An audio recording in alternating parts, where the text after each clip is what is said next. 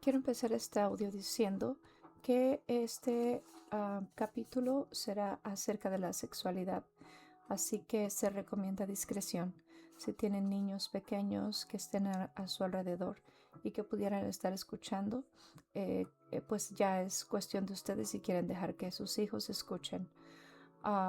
Sin embargo, pues el día de hoy vamos a hablar del capítulo 6, mentiras que las mujeres creen acerca de la sexualidad. Y comenzamos la lectura. Creo que este abrigo de pieles me hace ver gorda. A veces simplemente anhelo estar desnuda y libre como cuando estábamos en Edén.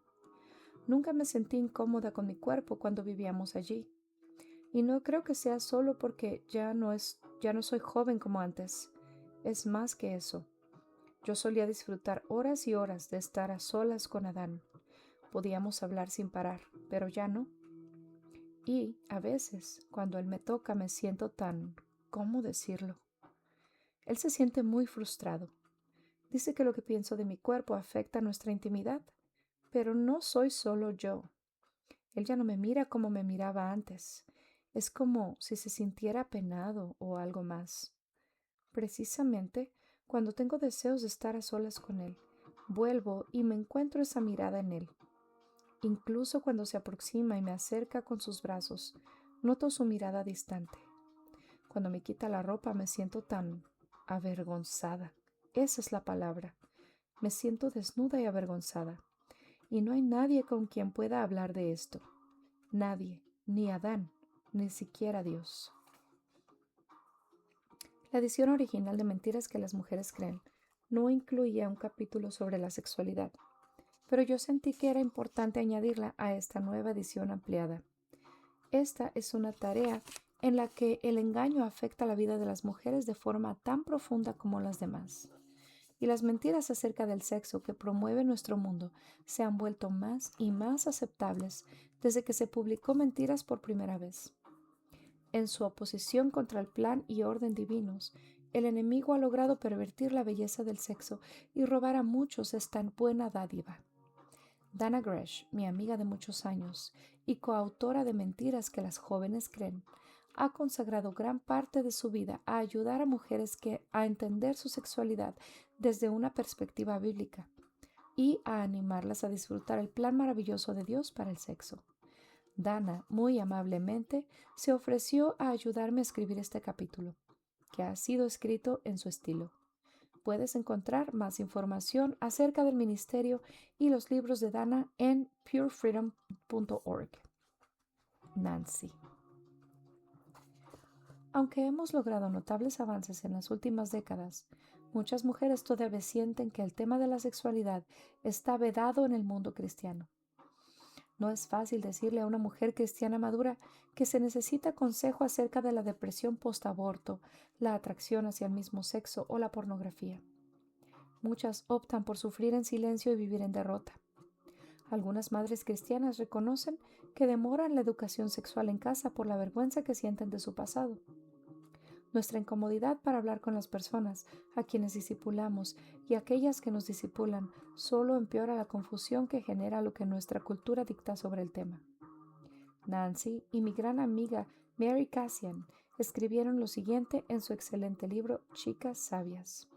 Y dice así: en vista de la obsesión actual con el sexo, voy a decir algo que puede sonar radical. No damos al sexo la importancia que deberíamos darle. El problema no es que valoramos demasiado el sexo, sino que no lo valoramos lo suficiente. Y termina la cita. Creo que estarás de acuerdo con esta afirmación. Conforme indaguemos las mentiras acerca del sexo y la verdad de Dios acerca del sexo que nos hace libres. Este capítulo es tu licencia para estudiar, abrir la conversación y, si estás casada, disfrutar del bello don divino del sexo. Mentira número 21. No puedo contarle a nadie. Si has creído la mentira de que nadie necesita saber acerca de tus problemas sexuales, no eres la única. Esta es probablemente la mentira más generalizada que el enemigo ha dicho a las mujeres acerca del sexo. Ya sea que luchen con adicciones compulsivas, represión sexual o sufran las consecuencias por el pecado sexual de otro. No puedo contarle a nadie que mi esposo es adicto a la pornografía en la internet. No puedo contarle a nadie que yo veo pornografía. No puedo contarle a nadie que tuve un aborto cuando tenía 17 años. No puedo contarle a nadie que no he tenido sexo con mi esposo en meses. No puedo contarle a nadie que estoy acostándome con mi novio. No puedo contarle a nadie que en realidad no me gusta el sexo y lo evito a toda costa. No puedo contarle a nadie que en realidad que mi padrastro abusó de mí sexualmente al menos una vez por semana desde que tenía 5 años hasta que cumplí 11. No puedo contarle a nadie que como en exceso para evitar involucrarme en una relación porque odio mi cuerpo. Yo no sé cómo esta mentira se expresa en tu caso personal, pero sé que detrás de la mentira existe una profunda raíz de vergüenza. Y ese es un problema porque afecta la esencia misma del designio de Dios para tu sexualidad. Satanás busca encubrir nuestros pecados, dificultades, faltas y temores sexuales en forma de vergüenza. Sin embargo, como vemos en el primer matrimonio, no hay vergüenza en el sexo y en la sexualidad saludable que Dios honra. Dice Génesis 2:25, y estaban ambos desnudos, Adán y su mujer, y no se avergonzaban. Tal vez pienses, pero he pecado, yo debería sentir vergüenza. Cuando pecamos, la culpa en la conciencia es un don de Dios cuyo propósito es llevarnos a recuperar su designio perfecto para nuestra vida. Pero Dios no quiere que la culpa nos paralice. La culpa y la vergüenza se usan a veces como términos intercambiables, pero no son lo mismo. La culpa dice, hiciste algo malo. La función que cumple este mensaje es llevarte a la cruz, al arrepentimiento, la restauración y una vida recta. Es un componente beneficioso del proceso de santificación, el cual te impulsa a creer que tu relación con Cristo y no tu pecado es lo que te define. Está exento de la innecesaria condenación. Ver 1 de Juan 2:1 y Romanos 8:1. En cambio, la vergüenza envía otro tipo de mensaje. Dice, tú eres algo malo. Este mensaje nos lleva a sentirnos acosadas, a escondernos y a ahondar nuestro sufrimiento. Es la herramienta que utiliza Satanás para alejarte de Dios. Alimenta la desesperanza y te hace aún más susceptible a las adicciones y las fortalezas pecaminosas. Empiezas a creer que tu pasado sexual y que tus tentaciones presentes te definen. Cuando aceptas la vergüenza, te pareces mucho a Adán y Eva cuando se escondieron de Dios en el huerto. Ver Génesis 3:10.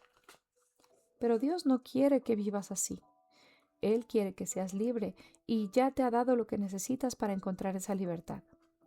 Si has pedido el perdón de Dios y has empezado a vivir como una mujer redimida, en obediencia a su palabra, tu pasado sexual y tus tentaciones presentes no te definen. En 1 Corintios 6, del 9 al 10, Pablo escribe a los miembros de la iglesia que viven en una cultura donde la sexualidad está completamente desdibujada. Muchos de ellos vivían atados a la vergüenza. El apóstol los exhorta a no dejar que su pasado sexual y sus tentaciones presentes los definan. Identifica el pecado sexual en general, así como el adulterio y la homosexualidad. Además, los anima a abandonar esas etiquetas pecaminosas y a abrazar su identidad como santos que han sido limpiados en la sangre de Cristo. Si te has arrepentido de tu pecado, ya no eres una adicta al sexo. Ya no eres lesbiana. Ya no eres la mujer que tuvo una aventura amorosa. Has sido limpiada. Eres santificada. Eres justificada en el nombre de tu Señor Jesucristo. Eres amada. Tienes un valor incalculable para aquel que te conoce tal y como eres, que conoce lo que más necesitas y lo que puedes llegar a ser.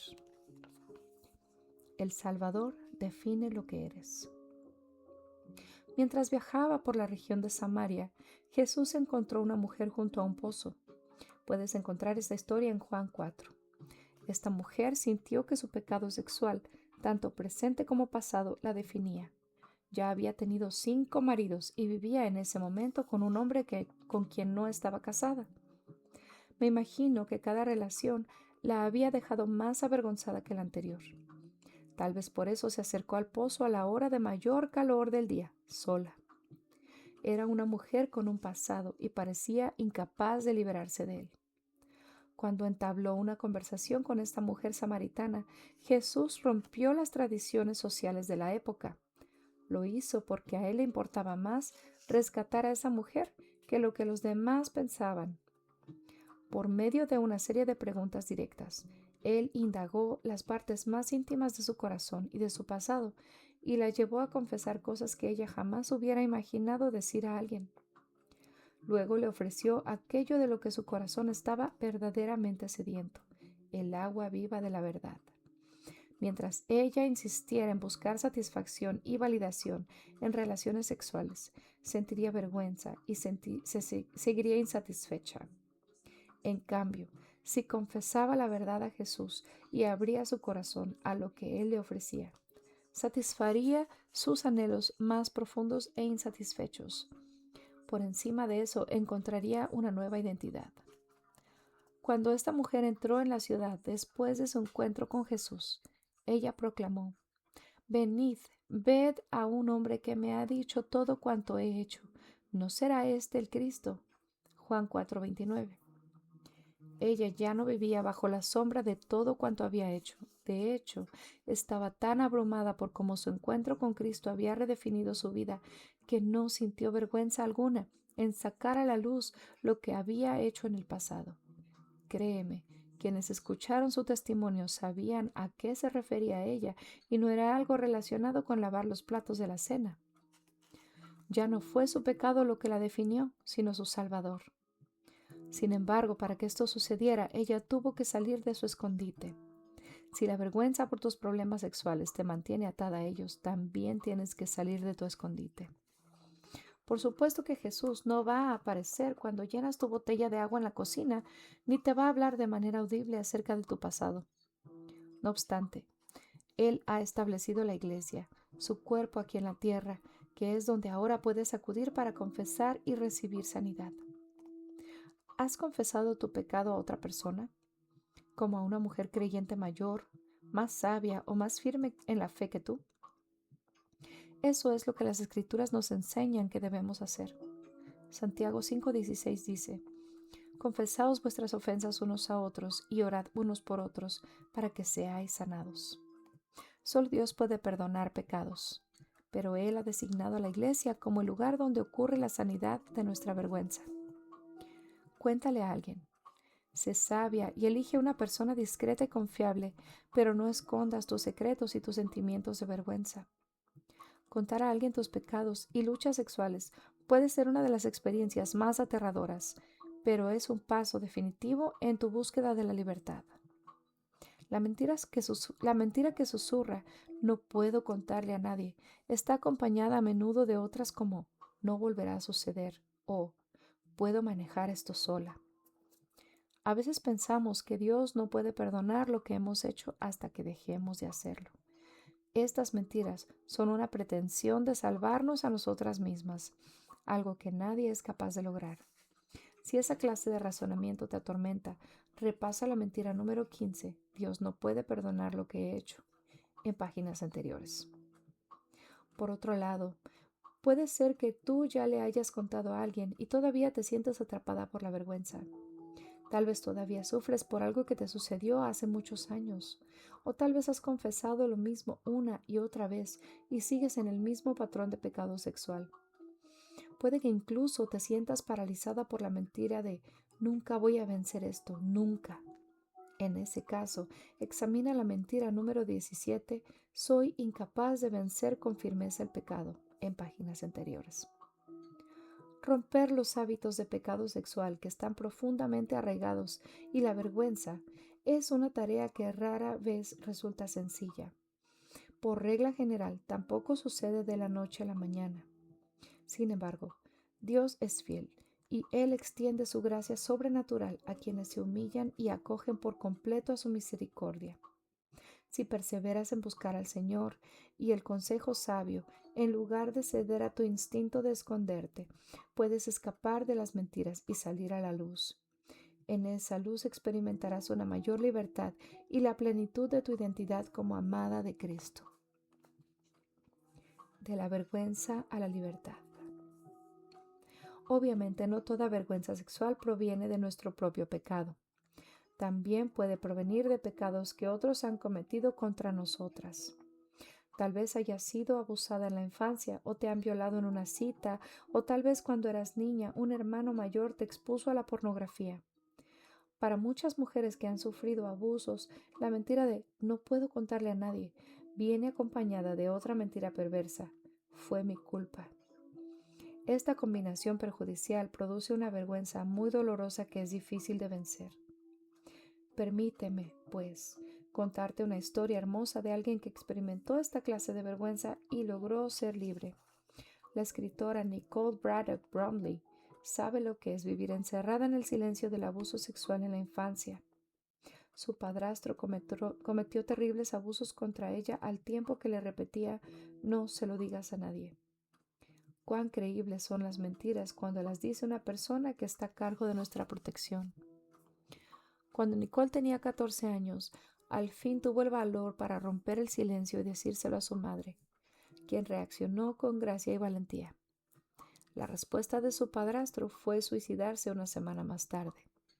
Esto empujó a Nicole a encerrarse de nuevo en el secreto y la vergüenza. Ella no quería que nadie supiera que era su culpa la muerte de su padrastro. Con todo, Dios no se dio por vencido con Nicole y, al final, ella rompió el silencio y la vergüenza de manera tan poderosa en su propia vida que se ha convertido en una voz valerosa que anima a otras mujeres a romper el silencio. Los libros de Nicole, tales como Hush, Moving from Silence to Healing After Childhood Abuse, han ayudado a muchas mujeres a ser libres. Ella también es fundadora de un ministerio dedicado a combatir el tráfico sexual de niños en el ámbito mundial. Su libertad es enorme. La tuya también puede serlo. Lo mejor de Dios. Por último, es posible que no sea el pecado lo que te lleva a ocultarte y sentir vergüenza, sino la insatisfacción o disfunción sexual en tu matrimonio. Tal vez la mentira viene acompañada de un sentimiento sutil de resignación que te ha convencido de que así son las cosas, no hay nada que hacer. Esa es la mentira que una misionera me confesó en un susurro. La mujer comentó que ella y su esposo simplemente no disfrutaban de su intimidad y que ella sentía que no podía decírselo a nadie. Ella había decidido conformarse a vivir con esta situación.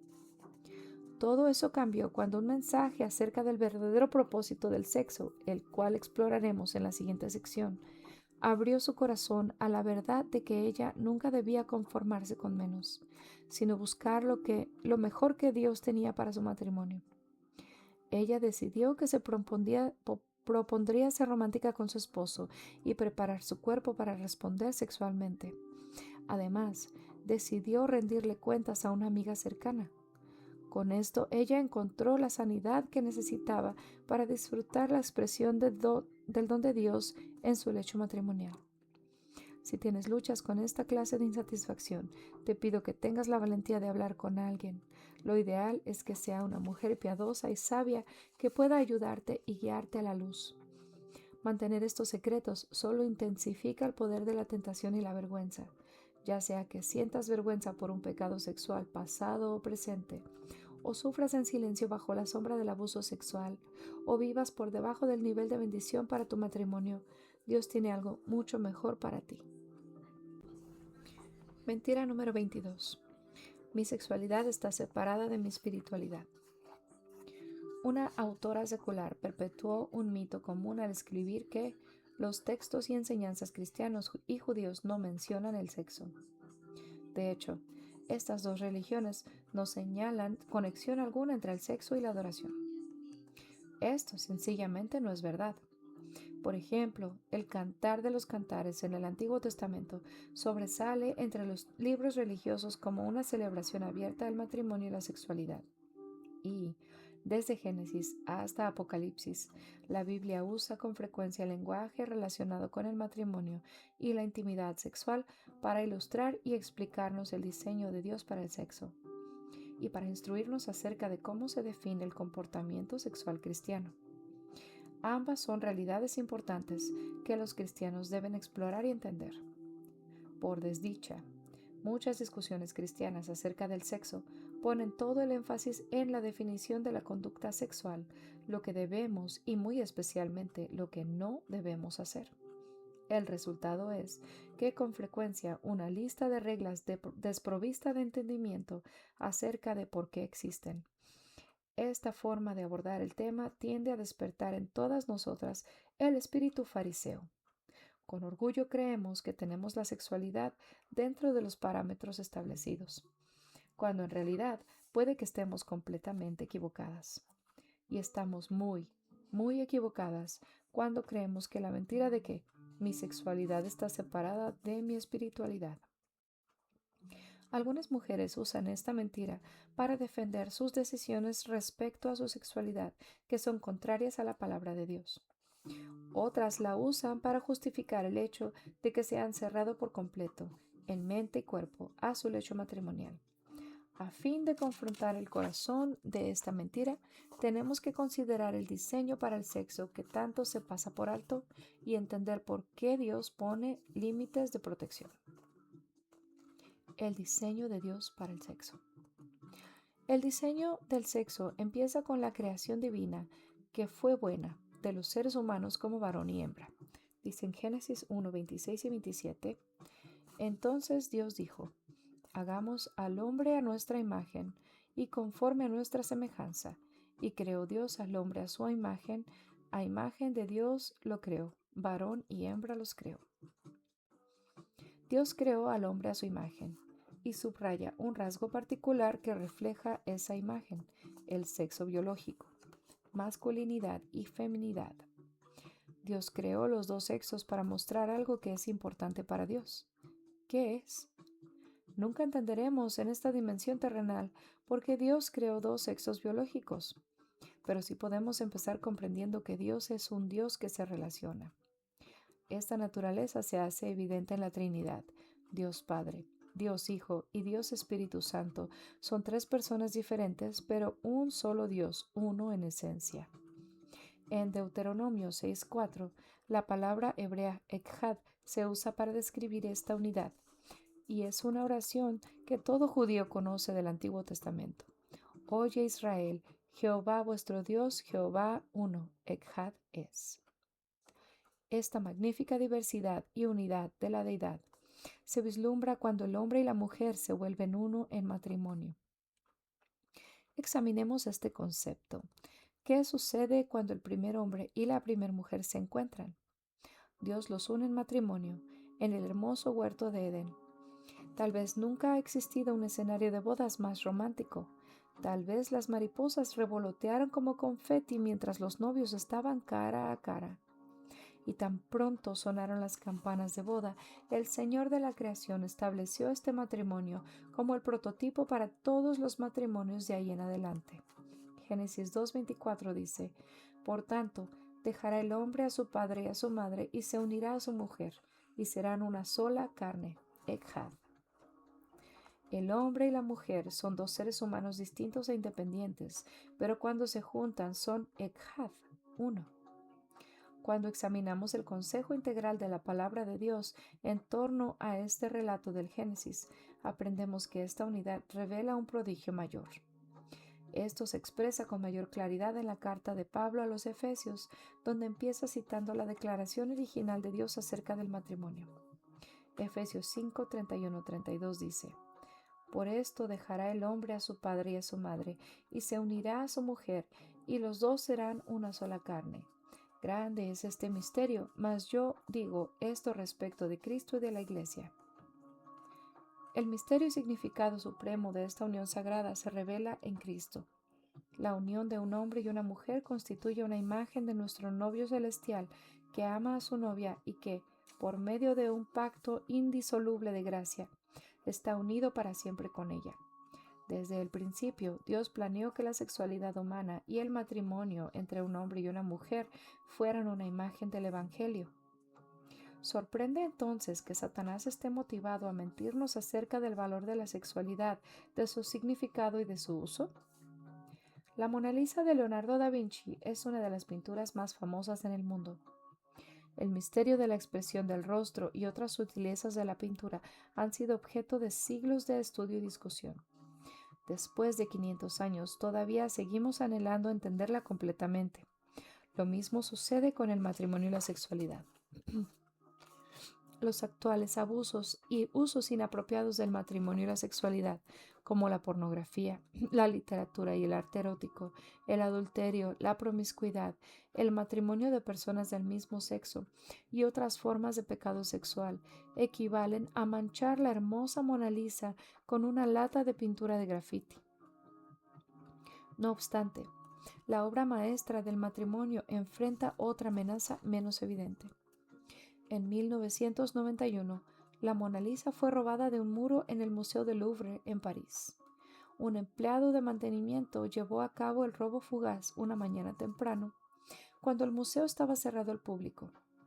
Había pocos guardias ese día y el empleado de mantenimiento pudo escapar con la pintura sin llamar la atención, dejando apenas las 4 clavijas de hierro que sostenían el cuadro en la pared. Lo sorprendente es que pasaron casi 24 horas antes de que el hecho suscitara preocupación. No era inusual que se retirara temporalmente las obras de arte a otra sección del museo para su limpieza y sesiones fotográficas. Así que, cuando faltó la más grande obra de arte del mundo, aquellos a quienes se les había confiado su cuidado ni siquiera se dieron cuenta y no hicieron nada. Así es como tratamos la obra maestra de Dios, que es el matrimonio y la sexualidad, cuando creemos la mentira de que el sexo y la espiritualidad no están relacionados, que podemos ser una mujer piadosa y al mismo tiempo tener sexo fuera del matrimonio, o no nos interesamos por tener sexo con nuestro esposo. Cuando nosotras, a quienes se nos ha confiado la protección y preservación del precioso don de Dios, que es el sexo, permitimos que roben la obra, los que están allí para observarla ya no pueden ver ni maravillarse ante el asombro al asombroso evangelio del cual está llamado a ser un retrato. ¿Cómo pintar el cuadro? Cuando le conté esta verdad a mi amiga misionera que tenía una vida sexual aburrida en su matrimonio, ella se inspiró a prestar más atención a su relación matrimonial, hasta avivarla con una pasión renovada. Ella quería que su matrimonio reflejara el misterio del amor de Cristo. Y es la misma verdad que despertó en el corazón de Juana un amor renovado por el Señor y por el hombre que se convertiría en su esposo. Juana era una joven profesional que vivía con su novio. Según ella, eran bastante compatibles en lo sexual y en muchas otras áreas. Sin embargo, ella sentía cierta desconexión espiritual entre los dos, porque ella era cristiana y él no. Esto le molestaba un poco, pero no lo suficiente para cambiar su estilo de vida. ¿Puedes ver cómo ella creyó la mentira de que su sexualidad y su vida espiritual no estaban conectadas? Ella creyó que podía tener sexo y vivir con un hombre con quien no estaba casada, en desobediencia a la instrucción clara de la palabra de Dios y al mismo tiempo tener una vida espiritual saludable. Un domingo, Juana habló con su novio para invitarlo a asistir a la iglesia con ella, y se sorprendió al ver que, algunas semanas después, Tomás respondió a la invitación del pastor de seguir a Cristo. Ella pensó que a partir de ese momento la relación entre ellos sería todo lo que ella había soñado. Sin embargo, días después, Tomás le explicó que ya no podían seguir viviendo juntos. Su corazón había recibido esa convicción y había sido tocado por el amor de Cristo, y ahora él quería vivir su vida para agradarle a él. Además, el Espíritu Santo había estado hablando a su corazón a través de las páginas de su nueva Biblia, la cual había estado leyendo con avidez. La decisión de Tomás casi pone fin a la relación. Juana insistía en que la vida sexual de ellos estaba separada de su vida espiritual, pero Tomás estaba resuelto. Al final, Juana experimentó un arrepentimiento genuino y cambió su manera pecaminosa de pensar y de vivir. Integró su sexualidad con su espiritualidad, tomando la decisión de mudarse y de perseverar en obedecer la palabra de Dios. La pareja recibió consejería y un año después se casaron. Hoy son un cuadro hermoso del Evangelio que refleja la imagen de Dios y representa la historia de amor fiel de Cristo por su novia, la Iglesia. Mentira número 23. Esto es lo que soy. Mi esposo Bob y yo, Dana, ciertamente no fuimos siempre el modelo perfecto de pureza sexual. Yo entregué el regalo de mi virginidad cuando tenía 15 años. Bob ha tenido luchas con la pornografía. Como resultado de mi pecado pasado y de su lucha con la tentación, hemos vivido en nuestra relación temporadas de gran lucha para restaurar la imagen del Evangelio en nuestro matrimonio.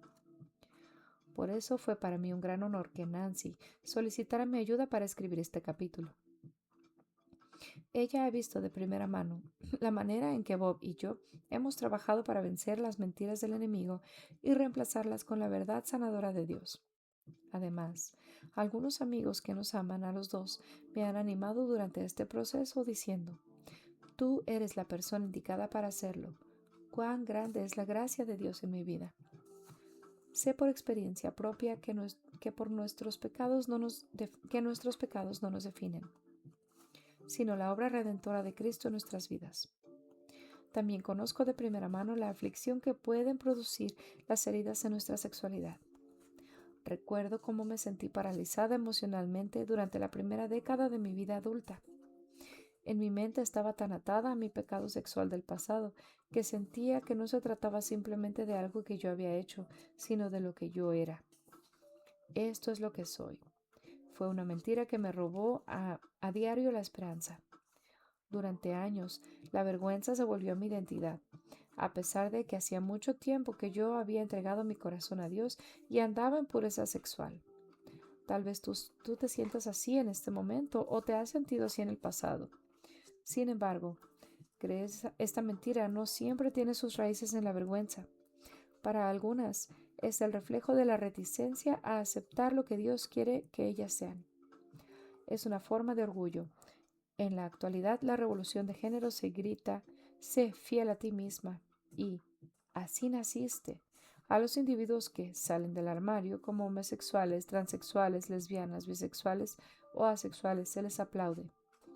Tal vez tú has pensado: siempre me he sentido así.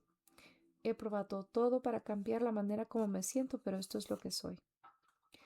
Esto nos ayuda a entender por qué el pecado sexual puede ser tan difícil de vencer. Muchas veces se trata de una crisis de identidad. Cuando los sentimientos mienten. Ya sea la vergüenza o el rechazo arrogante de lo que Dios ha dispuesto que sean lo que ata a estas personas a esta mentira. El común denominador es que su sentido de identidad se nutre de lo que sienten. Y hay un problema con esto. Los sentimientos no son hechos. De hecho, la Biblia revela que nuestro corazón, a menos que sea transformado y esté habitado por Cristo, es engañoso y perverso. Ver Jeremías 17:9. Lo más importante acerca de tu sexualidad no es lo que sientes, sino lo que Dios dice que es verdad. ¿Qué dice Dios acerca de tu sexualidad y de tu identidad? Él dice que tú eres portadora de su imagen y que tu femineidad es parte de su imagen. Ver Génesis 1:26 y 27. Antes de que la tierra fuera formada, Él te conocía y dispuso que fueras mujer, y ese hecho es un componente indispensable de cómo lo reflejas tú a Él. Tú eres una portadora femenina de la imagen de Dios. Sin embargo, observa que femenina es nada más un adjetivo que describe el tipo de portadora de imagen que eres para Dios. En otras palabras, tu femineidad importa, pero no más que tu identidad como portadora de la imagen de Dios. Lo que tú eres es portadora de su imagen. Rosaria Butterfield es una profesora que era lesbiana. Es ahora madre en un matrimonio tradicional y es escritora y oradora sobre el tema de la atracción hacia el mismo sexo y la identidad sexual. Ella ha enfrentado esta mentira y sabe cuán personal y real puede ser la lucha para quienes sienten que su identidad se fundamenta en su sexualidad. Rosaria hace la siguiente observación y dice así: la orientación sexual, en tanto que categoría, fue un invento de Freud. Nunca antes alguien había hablado acerca de una persona que era homosexual o una persona que era heterosexual. Antes del siglo XIX, la sexualidad era comprendida como algo en términos de una acción verbal. Era algo que se hacía, no algo que se era. Una cosa importante que los cristianos deben comprender es que Dios ya nos ha dado una identidad, que nacemos como hombre o mujer con almas que son eternas, y así nuestra identidad es exclusivamente como portador hombre o como portadora mujer de la imagen de un Dios santo. Y eso es cierto para toda la humanidad. Este es el meollo de mi rechazo de este concepto de cristianismo gay. No es que yo rechace la idea de que las personas luchen con la atracción hacia el mismo sexo. El problema es que cuando esto se convierte en un término que define la identidad, en realidad te separa de tus responsabilidades como portador de imagen divina, así como del gozo inherente que de ello se desprende. Y termina la cita. Nuestra verdadera identidad.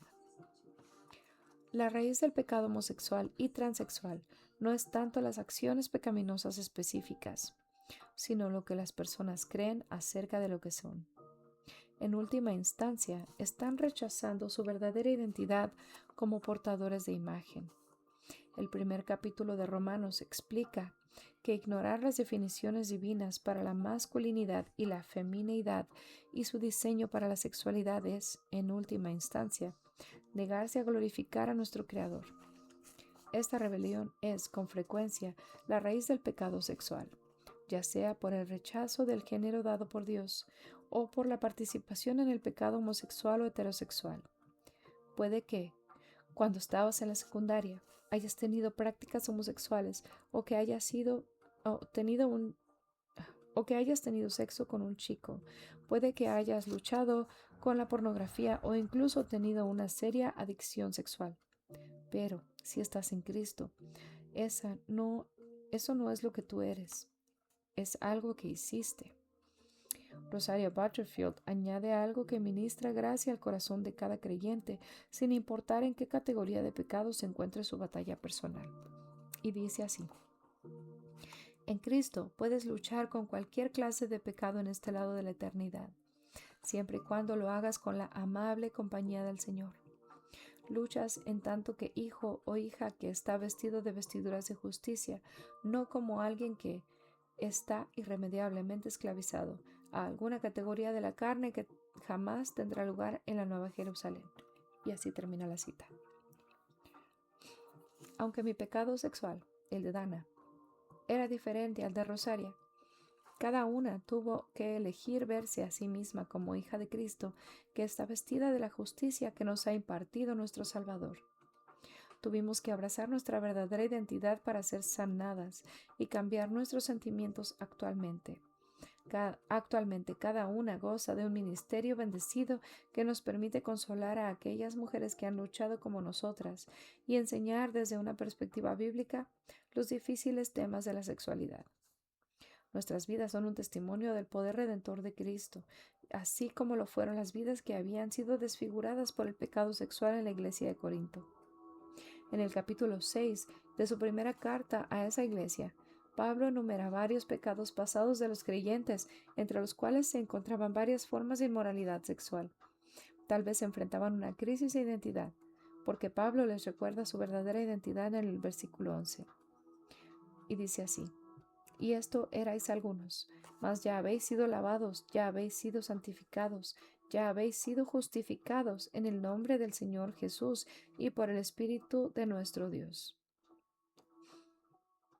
Sin importar con qué clase de pecado sexual o de cualquier otro tipo hayas batallado, en la cruz podemos encontrar misericordia, limpieza y redención.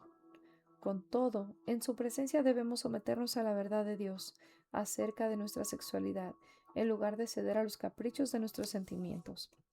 Cada decisión sexual es también una decisión espiritual.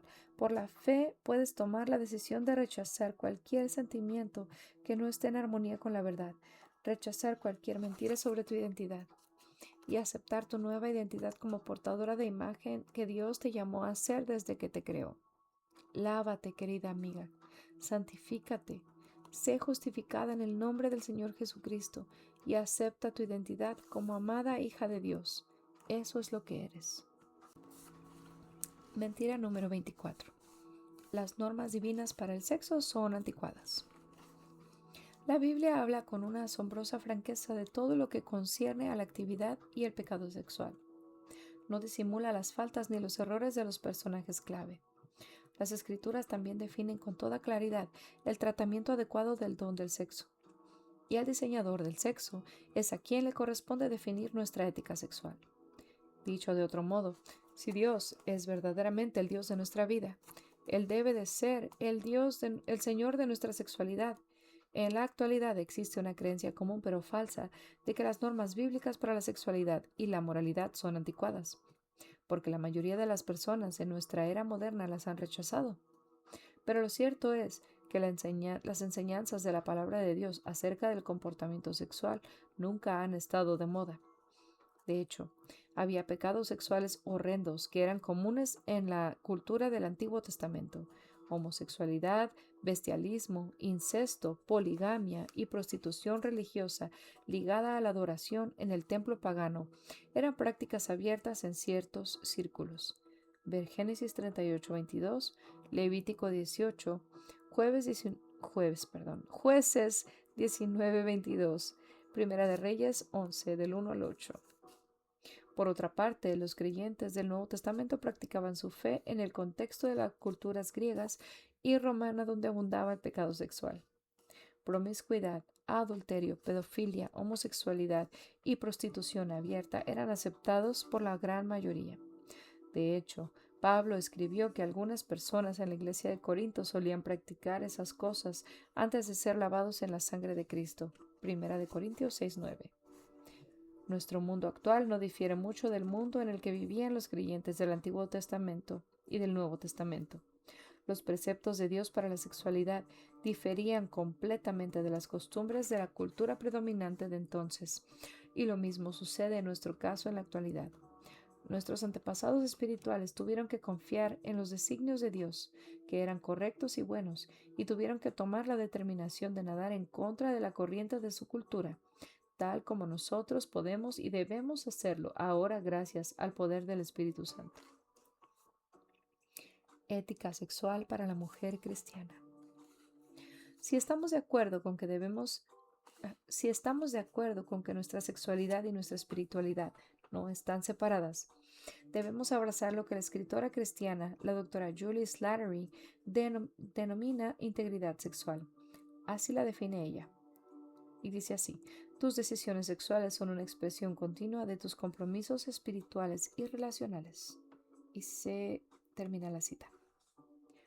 No es de sorprender que la estudiante universitaria de hoy tenga un promedio de 7.2 compañeros sexuales durante sus años de universidad, que los amigos con derechos sexuales sea una práctica generalizada y aceptada para satisfacer un deseo, o que las mujeres consuman literatura erótica y pornográfica como algo normal y aceptable. Esto no es más que los perdidos actuando como perdidos. Es una forma de vida que está de acuerdo con sus compromisos espirituales y relacionales. ¿Y qué de las que somos seguidoras de Cristo? ¿Qué significa para nosotras vivir con integridad sexual? La ética sexual de una mujer cristiana no debe parecerse en absoluto a la ética sexual de este mundo. Estamos llamadas a demostrar el Evangelio con una conducta y unas relaciones que sean conformes a la palabra de Dios. En su estudio bíblico Sex and the Single Girl, Julie desglosa una ética sexual bíblica en 2 compromisos. Compromiso número 1. No tengo sexo fuera del matrimonio. El escritor y maestro Joseph Dillow ha compilado una lista de actos sexuales que Dios prohíbe explícitamente en las Escrituras. Primero, fornicación. Es un término amplio que se usa para referirse al acto sexual fuera del matrimonio. Ver 1 Corintios 7:2 y 1 Tesalonicenses 4:3. Acostarse con un padrastro o madrastra. 1 Corintios 5:1. Sexo con una prostituta. 1 Corintios 6:15. Y adulterio. Mateo 5:32. Siguiente es adulterio. Sexo con alguien que no es el cónyuge.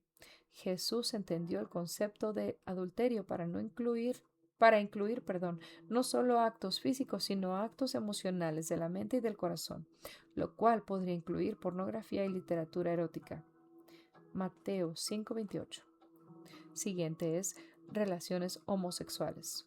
Un hombre que practica sexo con otro hombre y una mujer que practica sexo con otra mujer.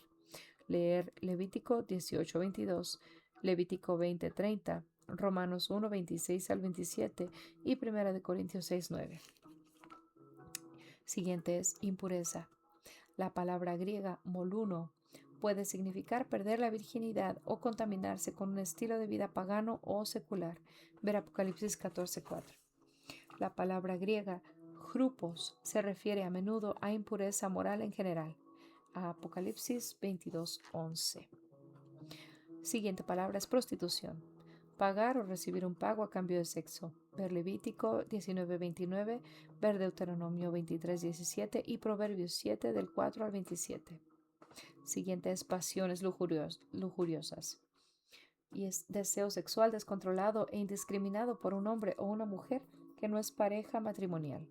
Ver Colosenses 3:5 y 1 de Tesalonicenses 4 del 4 al 5. Siguiente es sodomía.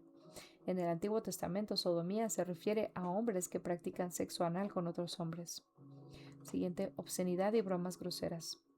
Quiere decir humor sexual. Efesios 5 del 3 al 4. Incesto es la siguiente. Sexo con miembros de la familia y parientes. Ver Levíticos 18, 7 al 18 y Levítico 20 del 11 al 21. Básicamente la lista se puede resumir de la siguiente manera. Dios creó el sexo para ser disfrutado exclusivamente dentro del pacto matrimonial entre un hombre y una mujer. Así pues, un compromiso ético, sexual, bíblico para toda mujer cristiana de cualquier edad es: no tengo sexo fuera del matrimonio. Compromiso número 2. El sexo dentro del matrimonio es placentero para los dos y ocurre con regularidad. Para tener una vida sexual y espiritual en armonía, no basta con enfocarse en nuestra ética sexual acerca de lo que no debemos hacer.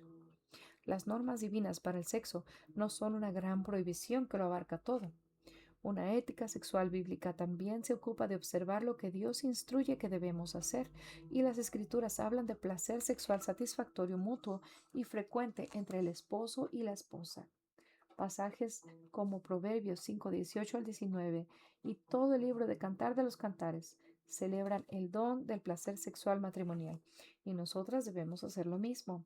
1 Corintios 7 del 3 al 5 es uno de los pasajes del Nuevo Testamento, y dice así: el marido cumpla con la mujer el deber conyugal, y asimismo la mujer con el marido. No os neguéis el uno al otro, a no ser por algún tiempo de mutuo consentimiento, para ocuparos sosegadamente en la oración. Y volved a juntaros en uno, para que no os tiente Satanás a causa de vuestra incontinencia. Los hombres y las mujeres casados deben comprometerse a darse placer sexual con regularidad. Si bien los conceptos de placer y de regularidad pueden variar de una pareja a otra, ambos esposos deben tener una actitud entusiasta hacia su lecho matrimonial y experimentar una satisfacción mutua.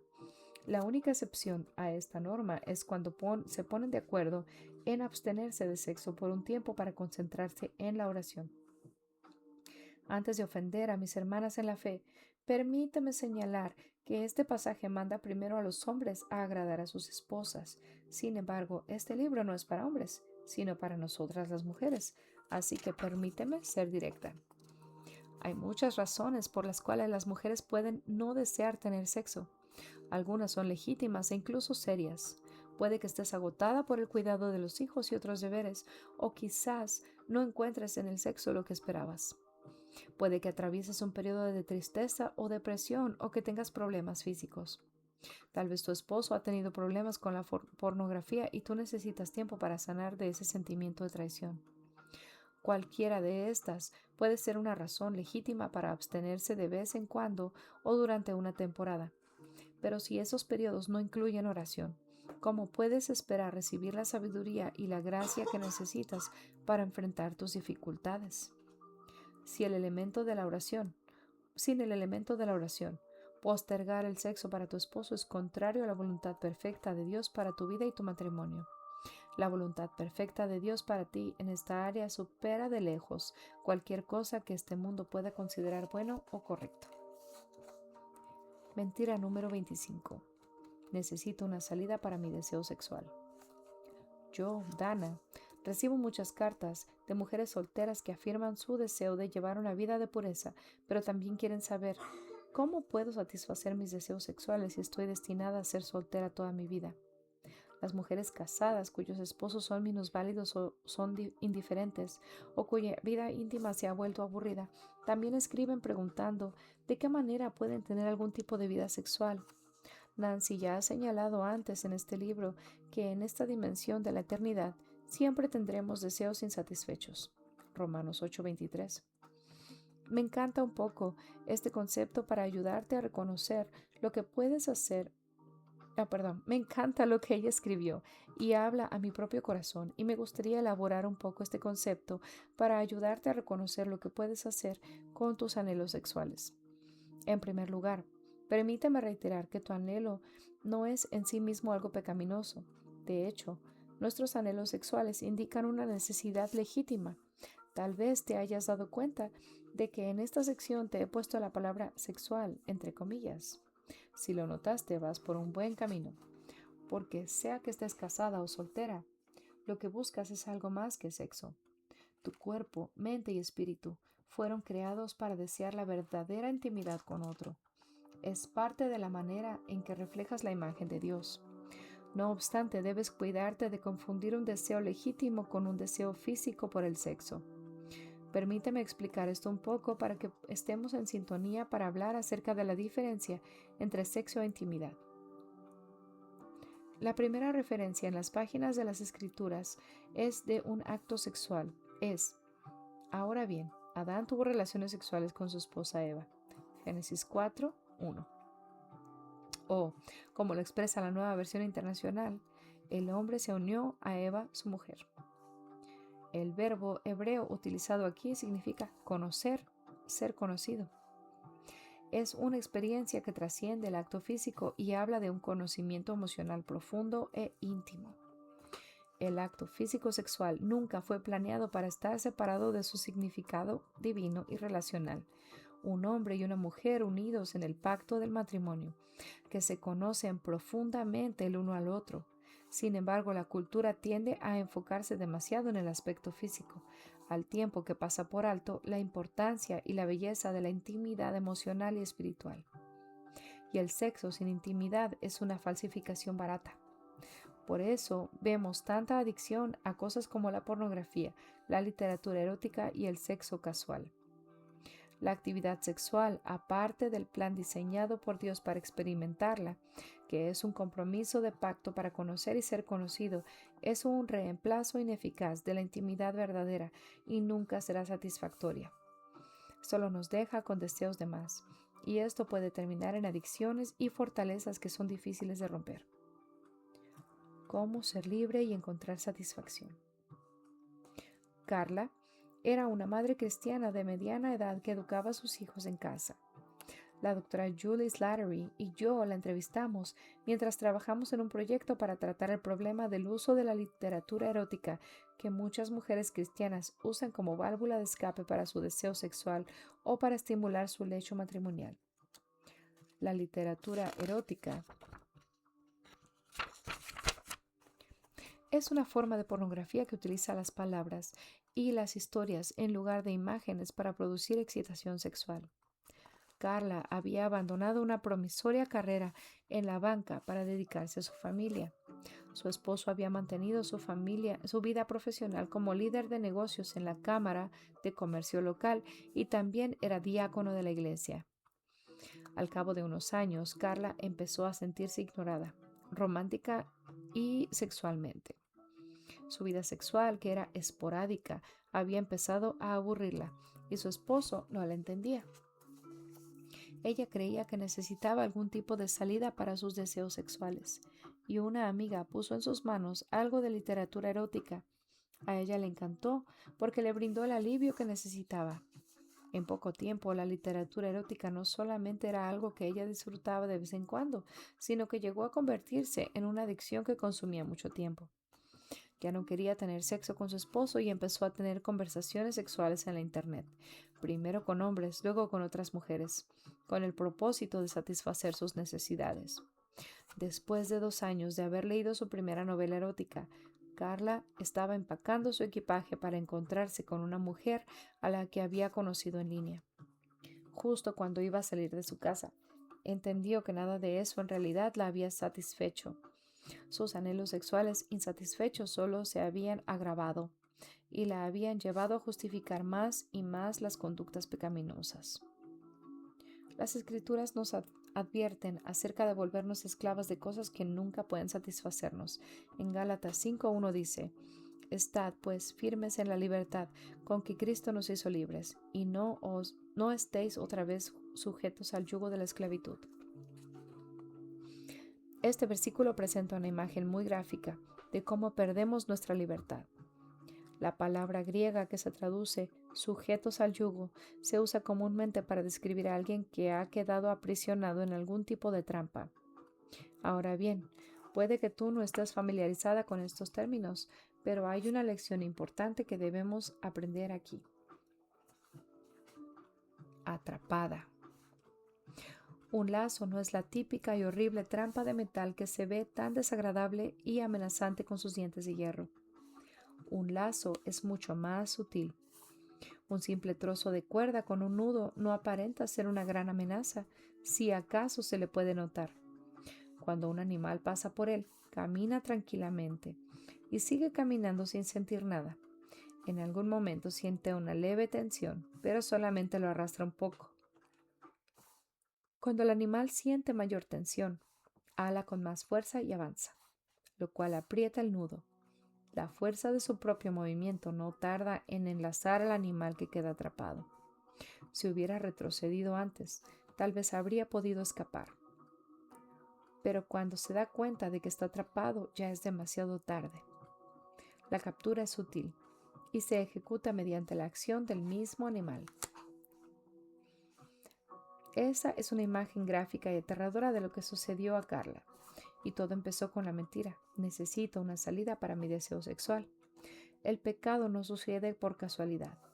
Nosotras le damos lugar con nuestras propias acciones, y a menudo esas acciones se nutren de una creencia que simplemente no es verdad. Carla había dado por sentado, equivocadamente, que lo que ella necesitaba era sexo, cuando en realidad se encontraba aislada y sola en su vida espiritual y social. Poco a poco había quedado enredada en la trampa. Cuando Carla se dio cuenta de lo que sucedía, buscó la ayuda de 2 mujeres maduras de su iglesia para restaurar su matrimonio roto.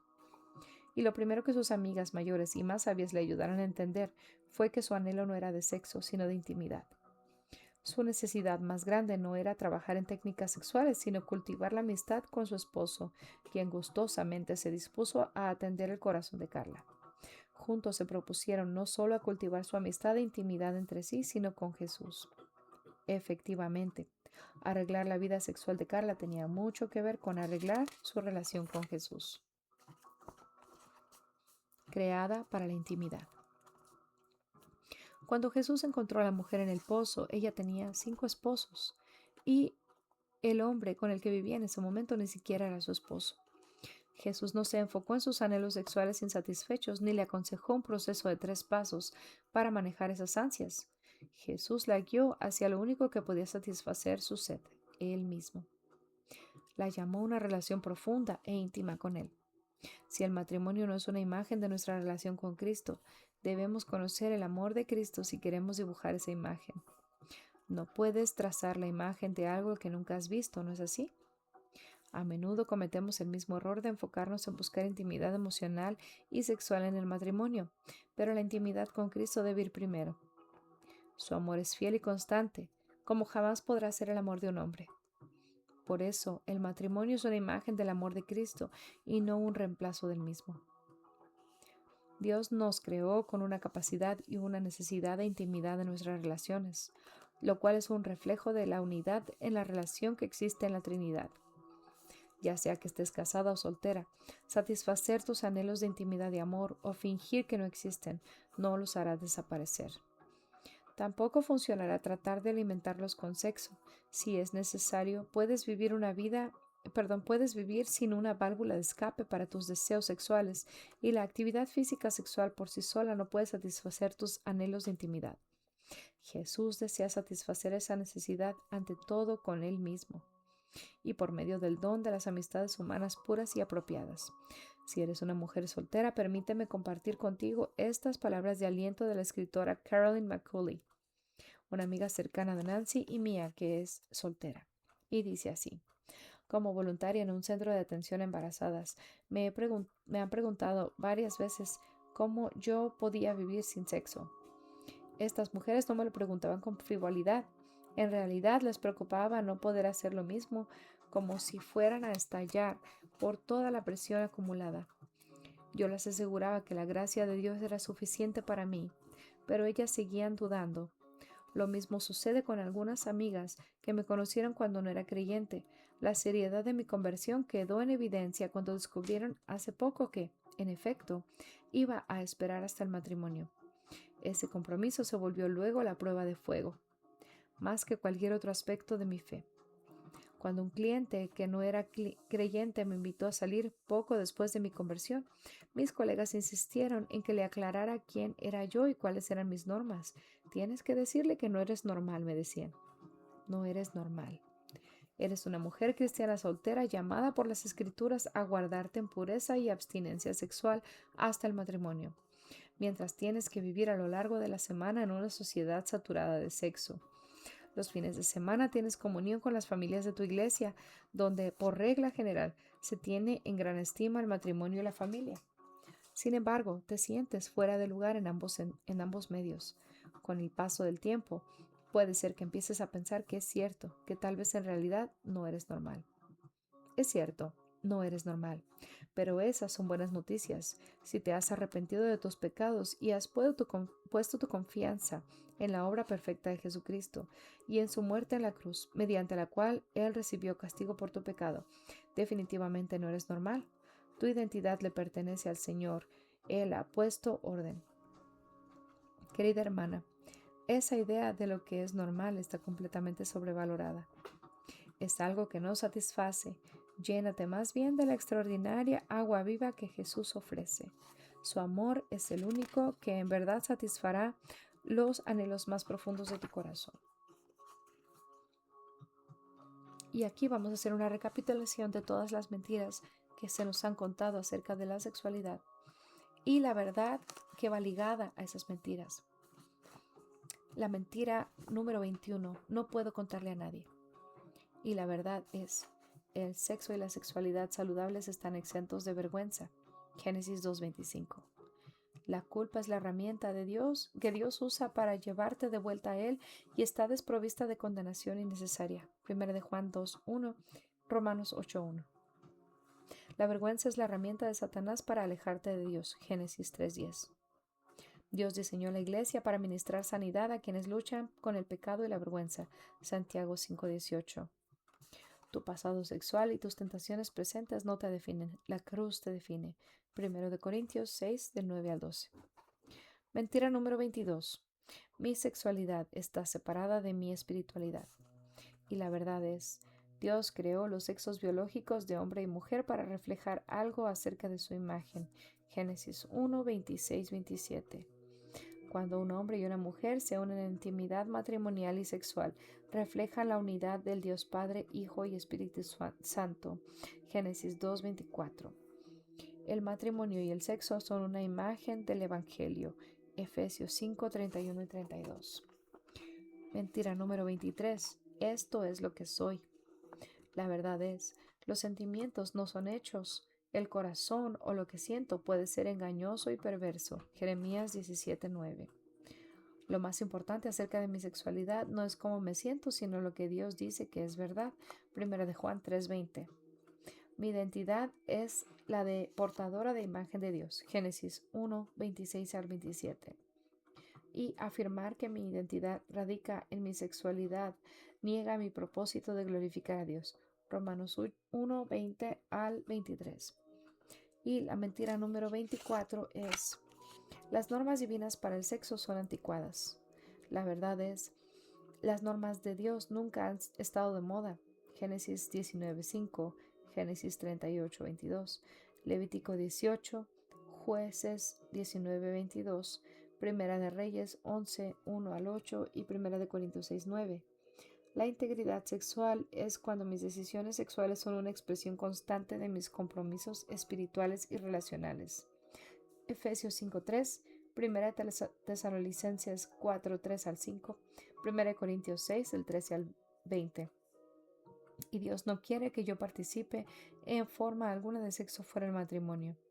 Levítico 18:22, Levítico 19:29, Levítico 20:10, Proverbios 7 del 4 al 27, Mateo 5:28, Marcos 7:21-22, Romanos 1:27, perdón, 1:27, 1 Corintios 6:9, 1 Corintios 7:2, Efesios 7:19, Efesios 5:3 al 4, 1 Tesalonicenses 4:3.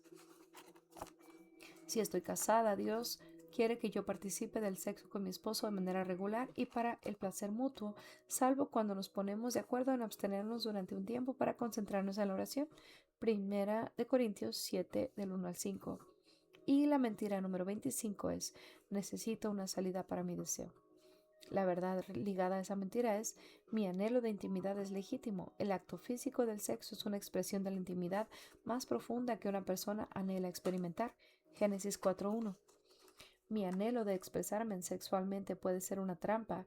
Buscar esto, aparte del plan y del orden de Dios, conduce a la esclavitud, no a la satisfacción. Gálatas 5:1. Y yo puedo vivir sola sin una válvula de escape sexual, pero no puedo vivir sin el amor constante de Dios. Proverbios 19:22.